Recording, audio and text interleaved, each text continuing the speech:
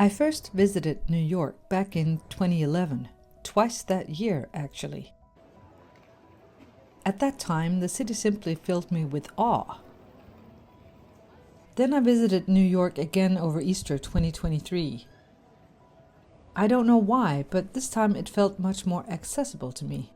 No longer simply the iconic metropolitan city seen in so many movies, but a city I felt I got to know and love, almost like London. The whole journey there was full of anticipation, and it will never stop amazing me when you see other countries from above. For one thing, you realize just how big Canada is. As you may know, I lived in the US for 4 years with my parents and my brother when I was a teenager. When I moved back to Denmark, I think it's not an exaggeration to say that I left a little part of me back in the US. If you've lived in different places, you'll understand what I mean. Going to New York 12 years previously was the first time I went to the US since I'd lived there. I don't know why I waited so long, but I still remember the feeling of going through customs, seeing the sign, "Welcome to the United States of America," and hearing American English spoken everywhere. I recall chatting overzealously with the customs officer and felt like shouting, "I'm back!" This time the trip was my daughter's confirmation present.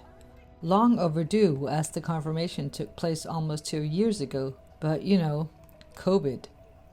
Prices had skyrocketed since our first visit when we took a taxi from Newark to Manhattan. This time we took the train to Penn Station and decided to walk the 27 blocks to our hotel in the East Village. It took us less than an hour, even with our suitcases. As my partner said, "We've hiked in the Alps. I think we can walk to our hotel." And it was wonderful to walk down the streets of New York after the long flight and take in the city firsthand. Tired, but thrilled to have arrived. Spring had also arrived, and many trees were in bloom, a week or two ahead of the same trees in Denmark. We were too exhausted to find somewhere to eat and instead found a local supermarket, which, if expensive, was also pretty superb. One reason why it took me so long to visit New York that first time is that I had determined long ago that when I went to New York one day, I would stay at the Waldorf Astoria. I'd seen it in Coming to America and other movies. It was that or nothing for me. And so we did stay there that first time, and it was fabulous, except for the location, strangely. As much as I'm impressed with the long avenues and the skyline of uptown New York, it was difficult to find places to eat, let alone supermarkets when we didn't want to eat out. And after dark, there were few people about. It wasn't a place to simply hang out. When we visited Greenwich Village, on the other hand, it was a different story. Quirky, independent shops, tiny cafes, smaller buildings, and lots of locals at all hours. I knew that if I ever went again, that's where I wanted to stay. The first time we visited, my daughter played in this playground across the street, where, incidentally, I think I saw Sarah Jessica Parker. We passed Magnolia Bakery again, where we had bought cupcakes and a cookbook last time, and since we were in the neighborhood, we passed Carrie Bradshaw's apartment again, like several other tourists still. High up on my daughter's list of places to see was the Friends building, clearly still iconic to many, judging by the number of people lining up to take photos, even early in the morning. It was located in a surprisingly cozy street, and I made a mental note to look for an Airbnb in this area if I go to New York again. We saw the first of many dog walkers, a phenomenon that has yet to gain popularity in Denmark. And we hit Broadway for the first of many times during that week. It's full of shops and was thus of special interest to the teenager in our midst, and was only a 15-minute walk from our hotel. My daughter spotted a Target, which for some reason had also been on her list of places to see. My list had places like, the Metropolitan Museum, But actually, I enjoyed Target as much as you did. Cultural experiences never cease in New York, and a distinct smell of, well, weed was often in the air. Our hotel was perfectly located for walking around on Lower Manhattan and for a brief pit stop on some days. We stocked up on snacks, and I have to say I was delighted to find the same things I enjoyed when I was a teenager, Dr. Pepper and Ding Dongs chief among them. You never really get tired of seeing the Empire State Building in the distance, and this time it was even more special to me, which I'll tell you about a little later in the video. People were hanging out in Madison Square Park, and my miffed demeanor here no doubt signaled my desire to live here and be part of it. It looked so chill and relaxing, in the middle of the city. Then, on a street in the West Village, my partner suddenly said, "That's Richard Branson over there."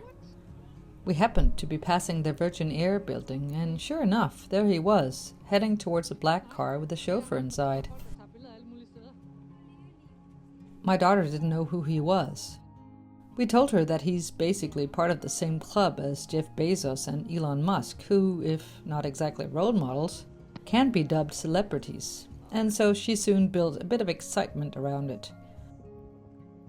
Last time I was in New York, I saw Christian Bale in the middle of a Batman shoot, and my students, who I went with on my second visit, saw Justin Timberlake.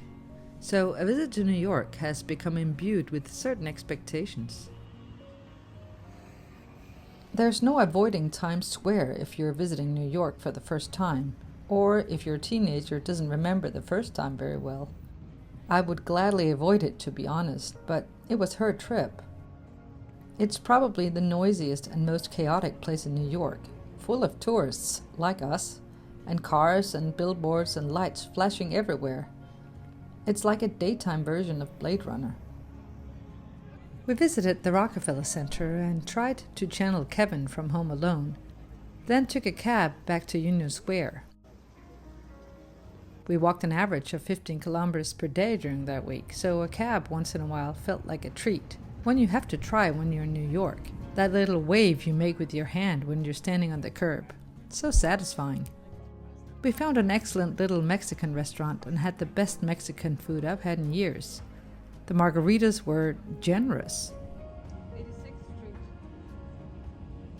The next morning, we took the subway uptown to go to the Metropolitan Museum, which I had sold to my daughter by telling her it's where the Met Gala takes place, although she does actually appreciate art and has been to many museums by now. Only to find out that it's closed on Wednesdays. So we took a stroll through Central Park instead, which was on our program anyway. Central Park is always a good idea. It has so much beauty, right in the middle of the city, and it also has so much meaning. From the small zoo that's in the Madagascar movies that my daughter loved when she was small, to the merry-go-round, which was being renovated, and which I made her try last time because it's the one Holden Caulfield remembers from his childhood in The Catcher in the Rye, a novel that I love. Not to mention the countless movies that it features in, which is one of the reasons why you constantly feel as if you're in a movie in New York. You've seen it in so many movies. It's like meeting a famous person live. Except here you keep on seeing a new building, a new street that you've seen in a movie, and you're amazed every time.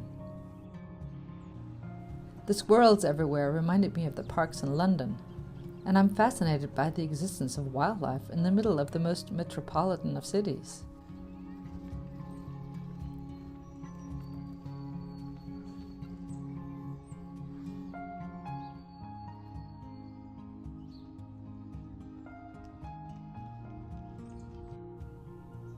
The activity level in Central Park is astounding. Everywhere you see people exercising, even on a murky day like the day we went there. We traipsed across the park to locate one of the yarn stores on the Upper East Side. We wandered the surrounding streets a bit, in need of a pit stop by now, and my daughter suggested the only cafe we could find, which happened to be in the Ralph Lauren flagship store. If I say Rachel Green, maybe you'll know why she wanted to go in there. Surprisingly, it wasn't more expensive than Starbucks. I don't often film in bathrooms, it must be said, but I felt like I'd just walked into Diane Keaton's place and absolutely had to document it.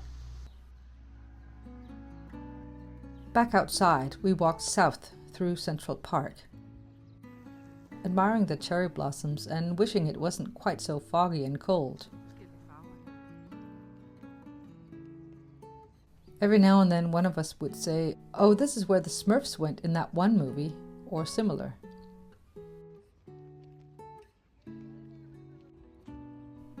It was getting foggier by the minute, and we couldn't see the upper halves of the high-rises surrounding the park, giving the city an almost eerie appearance. We went looking for another location from Home Alone, the one where Kevin spots the lady with the pigeons toward the end when he gives her the turtle dove. It must be close to the plaza, my daughter said, because that's where they spent the night. And sure enough, we found the place, my daughter positioning herself on the bridge where Kevin stands, the plaza in the background. 12 years ago, the Apple Store was the only place where we could get Wi-Fi, and so it was filled with tourists checking their phones, including us. This time we had ample Wi-Fi everywhere, but some in our group still wanted to explore, and I took it as an opportunity to sit down. We stopped for a brief visit to another Rachel Green location, Bloomingdale's, and then we hopped on the subway back down to the village.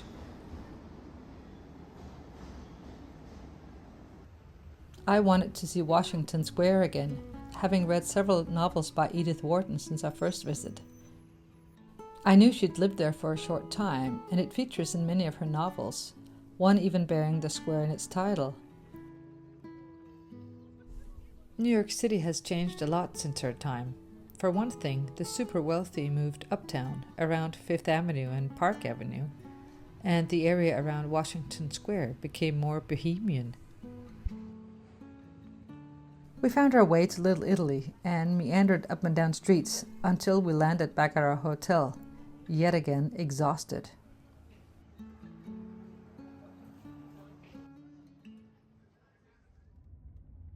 The next morning we took a cab to Battery Park at the southernmost tip of Manhattan to make sure to catch the ferry on time.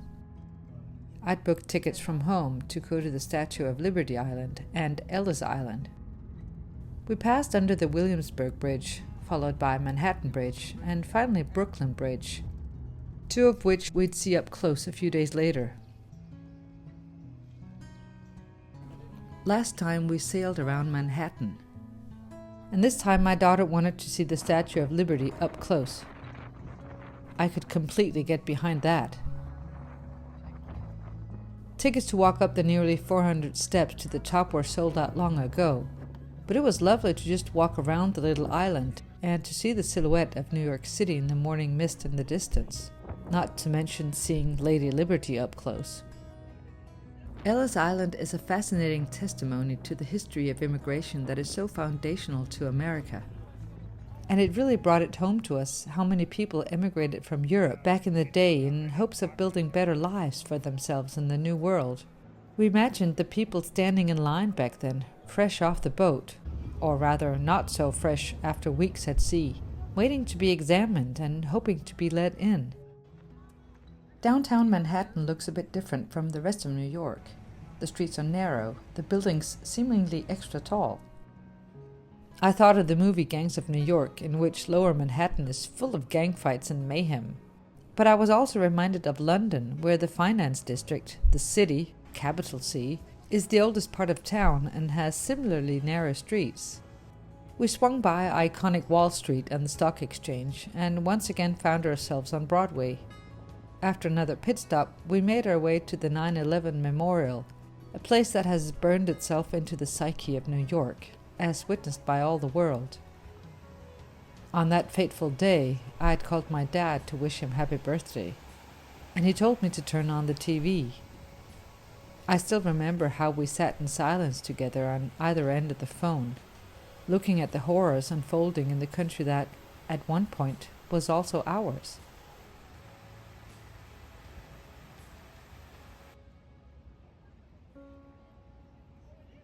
We drifted back up through Lower Manhattan, through Tribeca and Soho, and it struck me that one of the things I like best about New York is the diversity. Scores of different languages are spoken. Foods from a variety of different countries can be found. And best of all, there are people with all sorts of different backgrounds, ethnicities, jobs, preferences in life.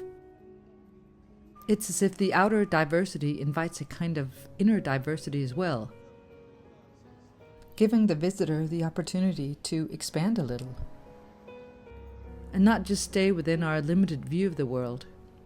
I wish I could hold on to that feeling.